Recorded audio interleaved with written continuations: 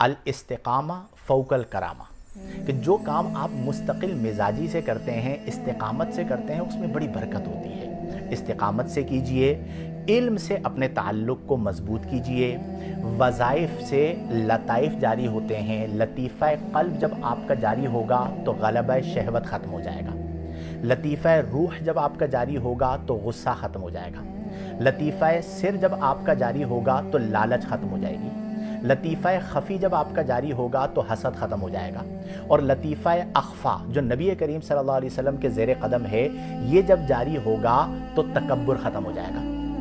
اب آپ سوچئے کہ ایک بندے کی لائف ایسی ہے کہ جس میں نہ تو لالچ ہے، نہ غصہ ہے، نہ غلبہ شہوت ہے، نہ حسد ہے، نہ تکبر ہے، تو ایسا بندہ اللہ کا ولی نہیں بنے گا تو کیا بنے گا؟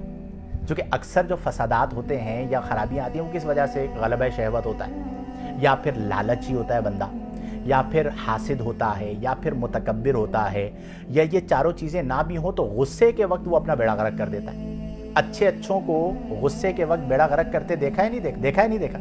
بڑے بڑے عقل مندوں کی عقلیں غصے کے وقت چلی جاتی ہیں اور ان کا بیڑا غرق ہو جاتا ہے۔ تو آج ہمیں اس امر کی ضرورت ہے کہ غصہ ختم ہو جائے۔ کس کے لیے؟ اپنی ذات کی خاطر۔ تو یہ اللہ کے اذکار کے فوائد ہیں، یہ جو ہمارے ہاں صوفیاء کیا ملتا ہے نا کہ لطائف جاری ہو رہے ہیں، ہر لطیفے کے جاری ہونے کا فائدہ ہو رہا ہوتا ہے کہ ایک لطیفہ جاری ہوا، غلبہ شہوت ختم، دوسرا لطیفہ جاری ہوا، غصہ ختم، تیسرا لطیفہ جاری ہوا، لالچ ختم، چوتھا لطیفہ جاری ہوا، حسد ختم، پانچواں لطیفہ جاری ہوا، تکبر ختم۔ اب جو بندے کی عبادات ہوتی ہیں اس کا ذوق ہی کچھ اور ہوتا ہے، تو اس لیے کثرت سے ذکر و اذکار کرتے رہیں، اللہ سے اپنے تعلق کو مضبوط کریں، اور علمی طور پر بھی اپنا تعلق جو ہے وہ کتابوں سے جوڑیں، دینی پروگرامز کو عام کریں، علم کو سیکھیں۔ حضرت یحییٰ کلبی رضی اللہ عنہ کا مجھے قول یاد آ رہا ہے، میں بطور نصیحت وہ قول آپ کو سنا دیتا ہوں۔ آپ فرماتے ہیں کہ جب تم علم کو اپنا سب کچھ دے دو گے، جب تم علم کو اپنا سب کچھ دے دو گے تو علم تمہیں اپنا کچھ دے گا۔ یعنی اتنا وسیع سمندر ہے کہ آپ اپنا سب کچھ دے دیں گے، علم آپ کو اپنا کچھ دے گا۔ اس پر علم کو اپنا سب کچھ دے دو گے تو علم تمہیں اپنا کچھ دے گا۔ یعنی اتنا وسیع سمندر ہے کہ آپ اپنا سب کچھ دے دیں گے، علم آپ کو اپنا کچھ دے گا، اس پر میرا کچھ سب کچھ۔ واللہ العظیم اگر آپ کو لذت علم مل گئی نا تو آپ کو دنیا کی کسی چیز میں مزہ نہیں آئے گا۔ عالم جو ہوتا ہے نا، عالم وہ نہ کسی کے مال سے متاثر ہوتا ہے، نہ کسی کے جمال سے متاثر ہوتا ہے۔ وہ یہ نہیں دیکھے گا کس کے پاس کون سی گاڑی ہے، کس کے پاس کتنے گارڈ ہیں، کس کا کون جو ہے وہ کس علاقے میں رہتا ہے، کتنا بڑا بنگلہ ہے، کتنے مریدین ہیں۔ نو، عالم اگر متاثر ہوتا ہے وہ صرف علم سے متاثر ہوتا ہے یا تقویٰ سے متاثر ہوتا ہے۔ تو علم کی ایک اپنی دنیا ہے، علم سے اپنے تعلق کو مضبوط کریں۔ راسخ السطحی علم نہیں ہونا چاہیے، راسخ العلم بنے۔ ہمیں دنیا سے کیا مطلب؟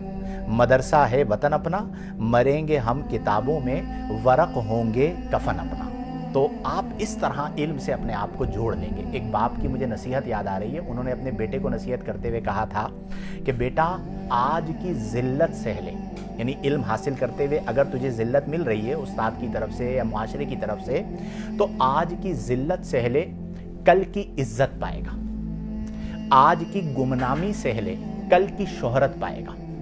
اگر تجھے علم کی لذت مل گئی تو دنیا کی زیب و زینت تجھے کبھی بھی اپنی طرف مائل نہ کر سکے گی۔ اور یہ میں آپ کو تجربہ بتا رہا ہوں کہ بڑے، یعنی میں کوئی بھی شخص ہو، ایکس وائی زیڈ، کسی کی بھی مثال لے لیجئے، اس نے بہت مال کما لیا ہو، ملٹی بلینر ہو، کوئی اس کی رسپیکٹ میں اس کے ہاتھ نہیں چومے گا۔